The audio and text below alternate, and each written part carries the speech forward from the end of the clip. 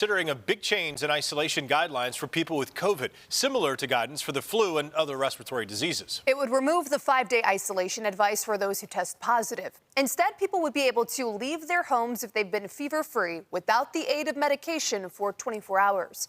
Right now, we are joined by Dr. Thomas Russo, an infectious disease expert at UB.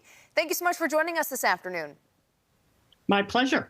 Okay, so first, as a little bit of a refresher, tell us what the current guidelines are from the CDC when it pertains to COVID-19.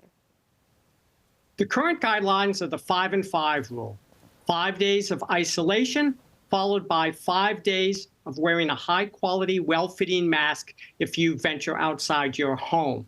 You could also test out if your test is negative at day 5 and 7, and that will also get you out of isolation, and you don't have to use a mask if you test negative twice. Dr. Russo, early on, especially during the pandemic, people were following these rules to a T.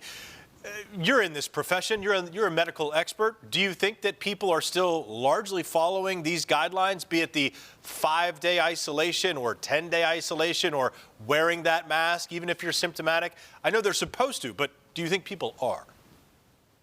Unfortunately, no. We did very well early on in the pandemic, but we've regressed to the mean where people are going back to work when they're not feeling well, often not even testing. I think part of the consideration of the CDC making this change is if they make it easier for people to get out of the house, then maybe they'll be better at testing and using that mask when they eventually leave the house. A caveat with the change of guidelines that they're considering is that once you get out of isolation, even if it's a sooner period of time, that you should still wear that mask, or at least that's being talked about right now. Do you think this potential decision would make a difference as far as workplace policies go? I think it's going to be helpful in that, unfortunately, some people didn't have sick leave.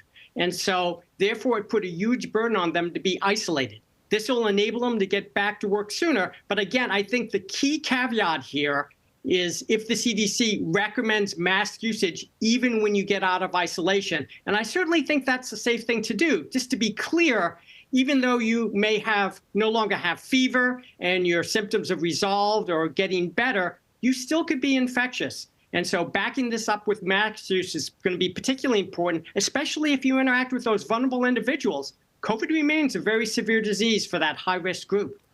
Dr. Russo, we've had you and some of your colleagues on over the past month and a half as the flu and respiratory virus season really took off here in Western New York. Are you starting to see that wane now that we're a little further from some of the holidays like Thanksgiving or Christmas or New Year's? Are we starting to see those numbers come down, or are we still experiencing kind of a peak here? Fortunately, we're on the downward curve. So RSV is way down. We've turned the corner on flu as well. There's still a fair amount of COVID out there, though, since we no longer report cases, it's a little more difficult to track. However, I think we're in the back end of the winter respiratory virus season, but we're not done yet. And so it's still important for people to be cautious out there, particularly if you fall in that high-risk category. We do have to wait and see if the CDC officially makes this decision pertaining to these guidelines. But do you think it could potentially lead into more cases if people aren't, staying home those 5 days? Well, that's one of the concerns, and I think a couple of things is worth noting here. First, the CDC makes recommendations, but ultimately it's going to be up to the state to make a decision whether they want to enact those particular policy changes or not. Secondly, 2 states have already embraced a policy, California and Oregon, that's similar to what's being proposed by the CDC. The good news is we do have some data from Oregon, which began this policy a while back.